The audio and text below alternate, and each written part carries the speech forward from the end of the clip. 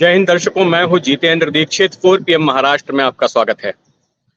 दर्शकों, महाराष्ट्र में विपक्षी गठबंधन महाविकास आघाड़ी को हाल के वक्त में 2 से 3 झटके लग चुके हैं।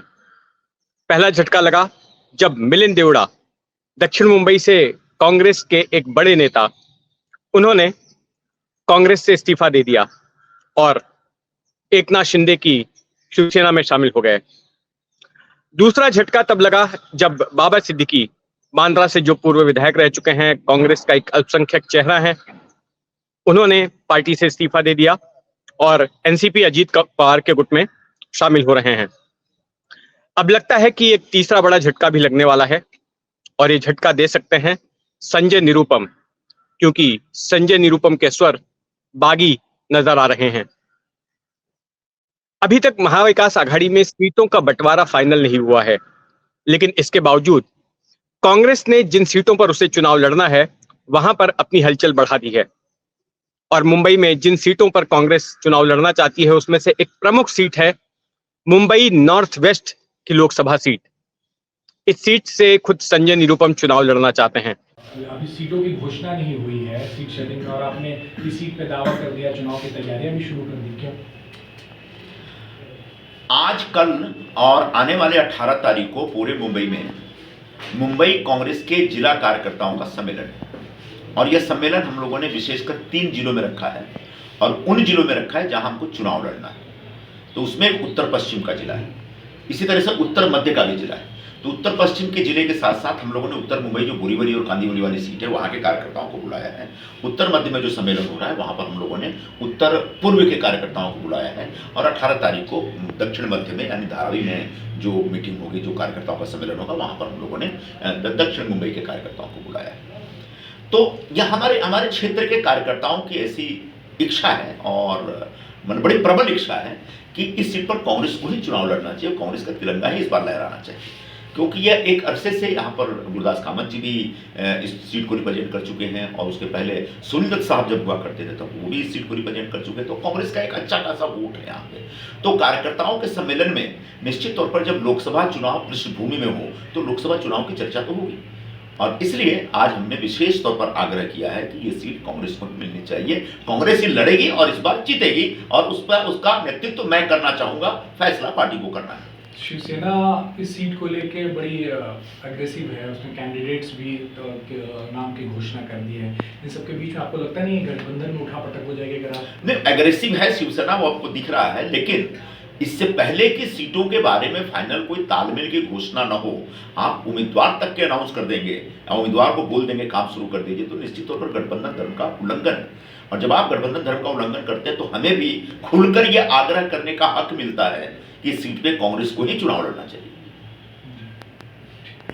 लेकिन जो चर्चा चल रही है वो ये है कि शिवसेना ने भी इस सीट पर दावा ठोका है।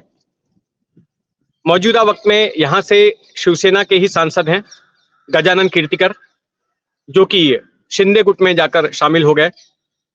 2019 में जब सीटों का बंटवारा हुआ था अविभाजित शिवसेना और बीजेपी के बीच में, तो ये सीट शिवसेना के हिस्से आई थी, और इसीलिए शिवसेना दावा कर रही है कि ये सीट भी उसे ही मिलनी चाहिए।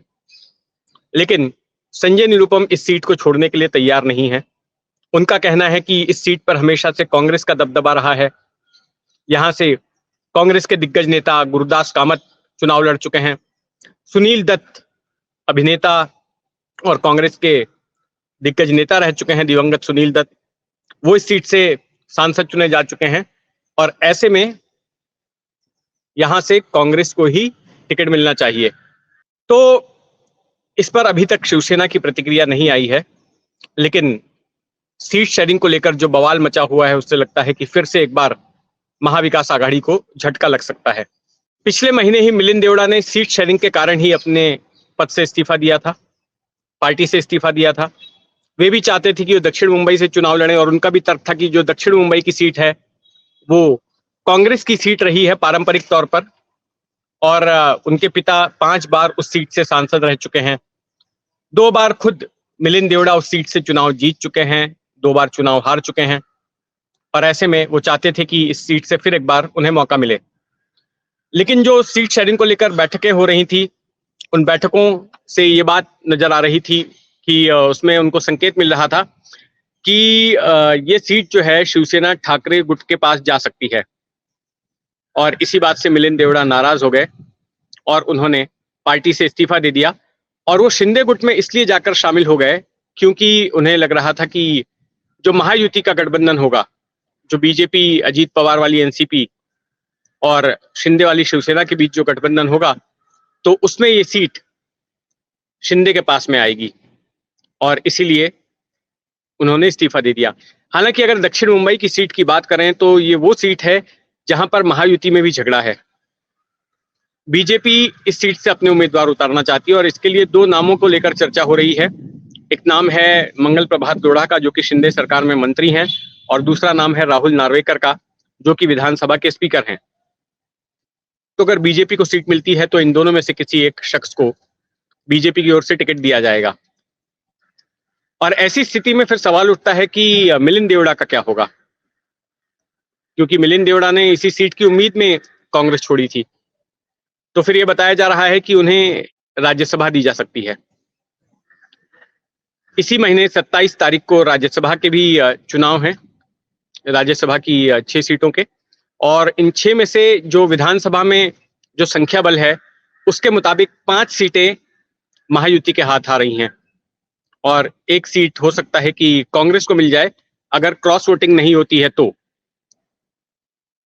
जो 5 सीटें हैं उनमें से 3 सीटों पर बीजेपी अपना उम्मीदवार उतारेगी, एक सीट अजीत पवार वाली एनसीपी को मिलेगी और एक सीट एकनाथ शिंदे वाली शिवसेना को मिलेगी।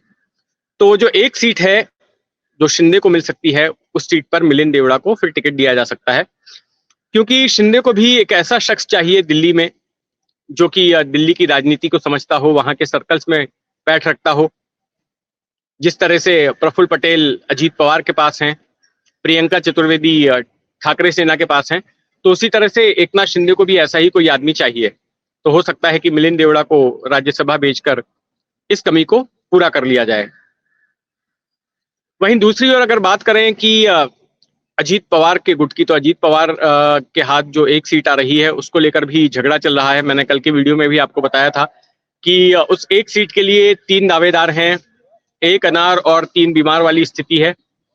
एक तो सुनील तटकरे जो महाराष्ट्र एनसीपी के प्रमुख हैं, वो यहाँ से चुनाव लड़ना चाहते हैं, राज्यसभा जाना चाहते हैं। वो फिलहाल रायगढ़ से लोकसभा के सांसद हैं। फिर दूसरा पार्थ पवार, अजीत पवार के जो बेटे हैं, उनका सियासी करियर भी लॉन्च करना है। एक बार असफल कोशिश हुई 2019 में जब उन्हें मावल सीट से टिकट दिया गया, लेकिन तब वो चुनाव जीत नहीं सके थे। तो उनका नाम चल रहा है कि उनको टिकट दिया जाए, अजीत पवार उसके लिए कोशिश कर रहे हैं। और तीसरा नाम चल रहा है समीर भुजबल का, जो कि पंकज भुजबल के भतीजे हैं। पंकज भुजबल छगन भुजबल के बेटे हैं। तो समीर भुजबल एक बार लोकसभा का चुनाव लड़ चुके हैं, लेकिन वो चुनाव वो जीत नहीं पाए और ऐसे में अब उनका भी सियासी करियर लॉन्च करना है भुजबल को।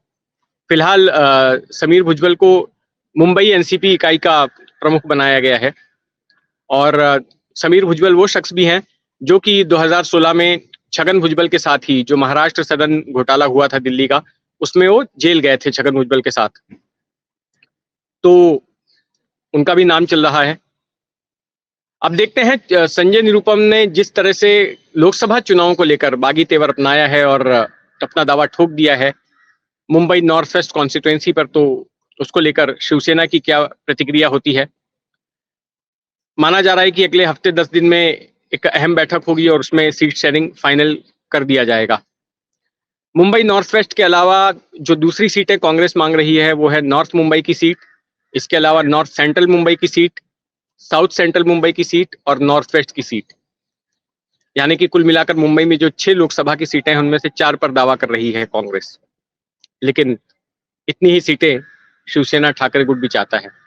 तो देखते हैं इनके बीच में क्या तोड़ निकलता है इस उलझन का। जो भी होगा हमारी उस पर नजर बनी रहेगी। आप भी अपनी नजर बनाए रखें 4 PM महाराष्ट्र पर, और अगर आपने अब तक इस चैनल को सब्सक्राइब नहीं किया है तो सब्सक्राइब कर लें। जय हिंद।